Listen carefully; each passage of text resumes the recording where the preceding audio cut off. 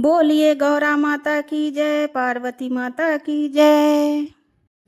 सबको सुहाग दे जाना मैया जी जब आना आंगन माँ में। सबको सुहाग दे जाना मैया जी जब आना मंदिर में। आना मंदिर में, आना आंगन माँ में। सबको सुहाग दे जाना मैया जी जब आना आंगन माँ में।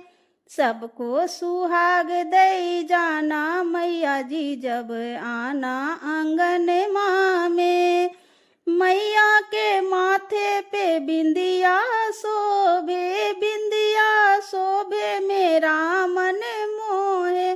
मैया के माथे पे बिंदिया शोभे, बिंदिया शोभे मेरा मन मोहे। सिंदूर अमर किए जाना मैया जी जब आना आंगन माँ में। सिंदूर अमर किए जाना भवानी जब आना मंदिर में।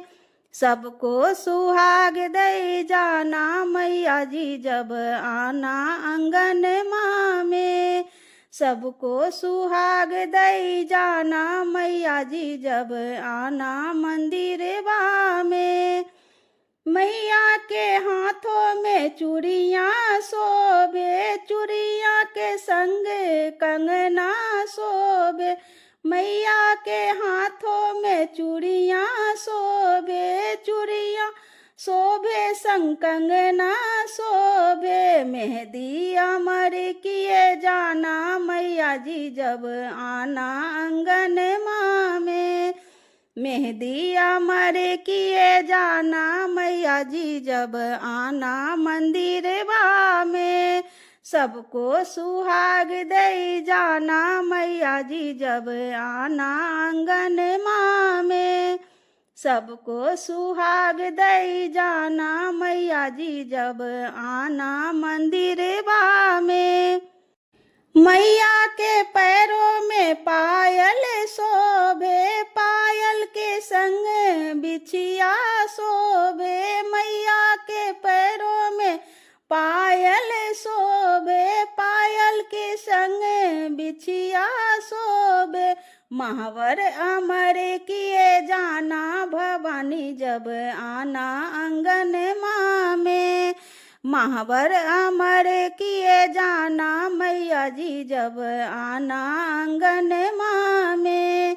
सबको सुहाग दे जाना मैया जी जब आना आंगन माँ में।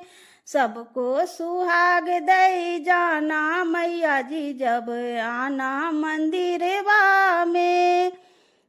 मैया के अंगों में लहंगा शोभे, लहंगा के संग चोली शोभे।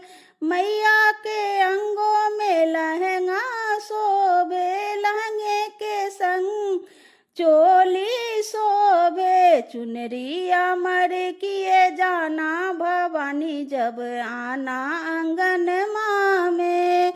चुनरी अमर किए जाना भवानी जब आना आंगन माँ में। सबको सुहाग दे जाना मैया जी जब आना आंगन माँ में। सबको सुहाग दे जाना मैया जी जब आना मंदिर में। सबको सुहाग दे जाना मैया जी जब आना आंगन माँ में, आना आंगन माँ में। बोलिए पार्वती माता की जय, गौरा मैया की जय।